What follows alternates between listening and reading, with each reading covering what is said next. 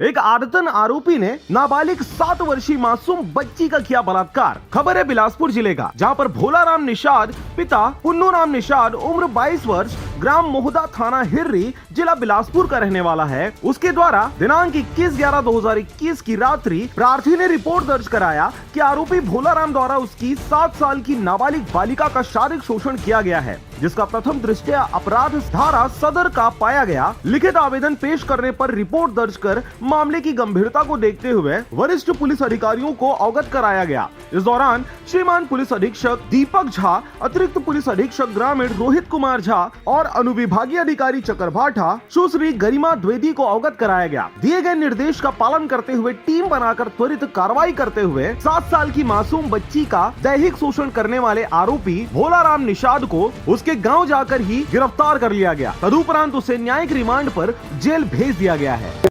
थाना हिर्री में प्रार्थी की रिपोर्ट पर अपराध क्रमांक 207/21 धारा 376 का 376 का भादवी 4 पास्को एक्ट आरोपी भोलाराम निषाद पिता स्वर्गीय पुन्नू राम निषाद उम्र 25 साल शाकिन मोहदा थाना हिर्री के विरुद्ध पंजीबद्ध किया गया है।